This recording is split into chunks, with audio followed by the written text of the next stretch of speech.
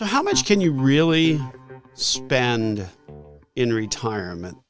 That's the big question. And it really truly depends on a tremendous amount of factors that you need to be thinking about. And one of those factors, or perhaps that false sense of security, comes from the fact that the assumptions that are behind the typical retirement income calculator that you would perhaps see online or maybe use a piece of software for, or whatever the case may be, they don't really work as well as they should. And I think that's predominantly because there's so many different factors that come into play.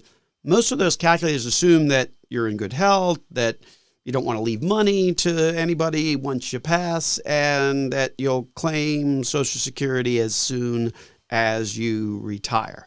Those assumptions that the basic retirement income calculator online makes only apply to about 4% of the population. So a pretty small minority of folks are going to be able to accurately rely on these online calculators. So in this segment of the program, we're going to talk about some of the factors that you need to be aware of to put into that thinking of how much money you can successfully spend in retirement. So welcome to the program. This, of course, is Dollars and Cents, where we help you make sense out of all of life's decisions involving your dollars. We're one of Central Florida's longest running radio programs, coming to you on a host of stations throughout the Central Florida region. Also happen to be one of the top 25 financial planning podcasts on the World Wide Web. So make sure you subscribe to us on your favorite podcast channel of choice. Just look for Nelson Financial Planning or Dollars and Cents with Joel Garris. Any combination of those words will get you to our channel. And then once there, just subscribe to us, and then that way you don't have to find us again. Have any issue locating our channel on any of those platforms, just go to our website, Nelson Financial Planning. There, upper right-hand corner, you'll see a bunch of icons. Click on the one that looks most familiar to you, and you will get automatically connected to our channel. My name, of course, is Joel Garris. I'm a certified financial planner, certified financial fiduciary at Nelson Financial Planning, where our team of certified financial fiduciaries stands ready this week to help you change your life with a successful and cost-effective financial plan. Maybe one of those changes has to be understanding what some of the factors are that come into play when it comes to determining the proper amount of income that you can get in retirement. Those online calculators, as we said, really the assumptions in them only apply to like 4% of the population. Much greater customization is needed to develop a successful retirement income plan than just going online and working through a calculator. Each person's certainly unique and not just accumulating savings over time, but also accumulating differences. As we're accumulating our savings over time, we're also accumulating differences in how we're going to spend that money. Differences in health, differences in desires, differences in viewpoints, differences in bucket lists, things like that ultimately are unique to each individual and ultimately determine how much you can successfully generate for income out of your resavings. So what are some of those factors that you really should take into account for better accuracy of determining how much money you can take in retirement? Well, first and foremost would be the obvious: health, right? What shape are you in?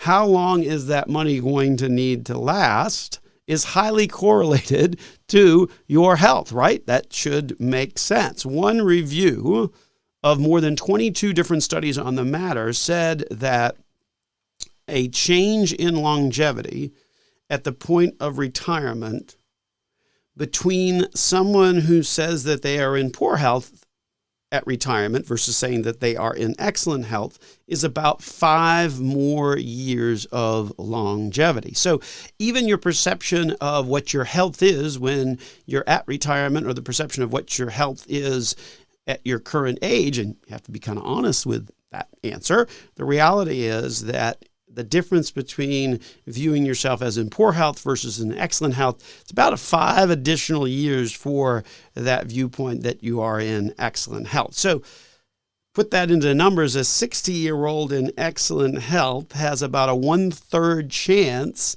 of living to their 90s. So that's a 30% chance, a 1 in 3 chance that they're going to make it to the 90s. That's an extra 30 years. So obviously, you want to prepare accordingly. So that means that perhaps you adjust your withdrawals, particularly in tougher markets, right? When the markets are tougher, you don't want to be taking out as much as you were when the markets were doing well, because if you're doing that, then you're taking more shares out of your account to generate the same amount of income as you did when the markets were higher. So one of the things to be thinking about, particularly if longevity is in your blood, so to speak, then you certainly want to adjust how much you're taking, particularly during tougher years. Or the alternative is during those better years, the better strategy is to make sure that you are actively rebalancing, trimming profit, if you will, during the good years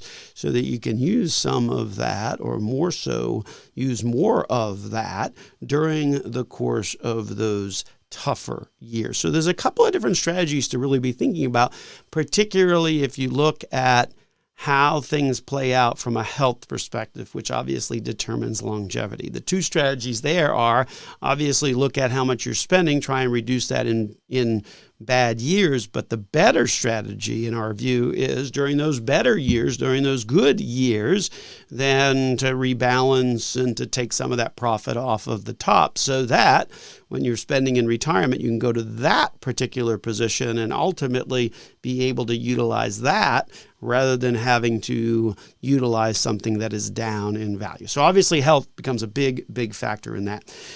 Number 2 is sort of the timing, right? When are you going to retire? The typical ages that it kind of breaks down is 62, 65, 67, or 70. And all of those are related to Social Security and to a certain extent, Medicare. And so there are certainly pros and cons sort of at each age, right? At 62, great, I can start Social Security, but I can't get Medicare. The Social Security that I start at 62 is less, significantly so, than what I would get at my full retirement age at 67. 65, hey, that's when I can get eligibility for Medicare. Still going to be subject to a reduction in my Social Security, but not as much as if I had taken it at 62. 70, that's the age where you can get your maximum amount of your Social Security benefit.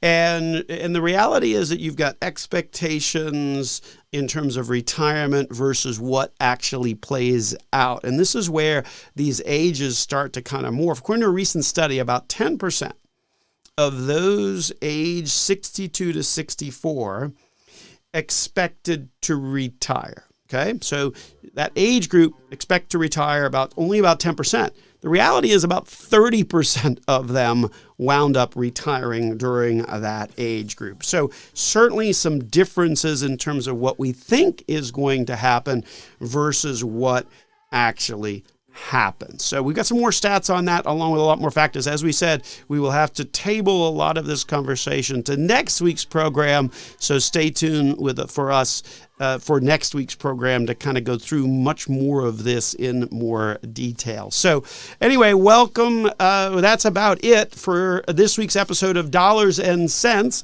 with Joel Garris of Nelson Financial Planning. If you like what you heard and want to learn more about how our team of certified financial fiduciaries at Nelson Financial Planning can help you, simply go to our website, nelsonfinancialplanning.com, or call the office directly, 407-629-6477. Have a great rest of your day.